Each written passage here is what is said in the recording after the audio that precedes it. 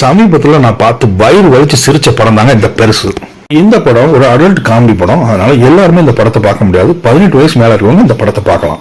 படத்தோட கதையை பத்தி சொல்லணும்னா, ஒரு 60 வயசான ஒரு முதியவர் அவரோட ஃப்ரெண்ட்ஸோட பேச்சை கேட்டு வயர மாத்திரையை சாப்பிடுறாரு. அந்த விஷயத்துல நம்ம எப்பவுமே கிங்கா இருக்கணும்னு நினைச்சு அவர் எடுக்கிற அந்த மாத்திரையினால அவர் இறந்து போயிடுறாரு. அவர் இறந்து போயிட்டா கூட அவர் சாப்பிட்ட அந்த வயிற மாத்திரையோட சைடு எஃபெக்ட் அந்த குடும்பமே முக சுழிக்கிற மாதிரி ஒரு விஷயத்த பண்ணுது. இப்படி ஒரு கேவலமான விஷயம் வெளியே தெரிஞ்சா அந்த பெரியவரோட மானம் மட்டும் இல்ல, அந்த குடும்பமே அசிங்கப்படும். அப்படிங்கறதுனால அந்த விஷயத்த மறைச்சு ஈமச்சடங்க எப்படி முடிச்சாங்கிறது தான் மீதி கதை. அப்படி என்னப்பா விஷயம் அப்படின்னு நீங்க கேட்கலாம். அதை நீங்க படம் பார்த்து தெரிஞ்சுக்கோங்க. தமிழ் சினிமால இப்படி ஒரு அடல் காமெடி இதுக்கு முன்னாடி வந்ததே இல்ல. அந்த அளவுக்கு காமெடி பெரிய அளவுல ஒர்க் அவுட் ஆயிருக்கு. படத்துல நடிச்ச எல்லாருமே காமெடியில கலக்கிருப்பாங்க. தீபா சங்கர், வைபவ், விடிவி கணேஷ், ரெட்டிங்ஸ்லி, சரவணன் இப்படின்னு பெரிய பட்டாளமே நடிச்சிருப்பாங்க. இந்த படத்துல வர்ற ஒவ்வொரு சீனுக்கும் வயிறு வலிச்சு சிரிச்சு புண்ணாக்கிடுவாங்க. அந்த அளவுக்கு காமெடியில பின்னி பெடர் எடுத்திருப்பாங்க.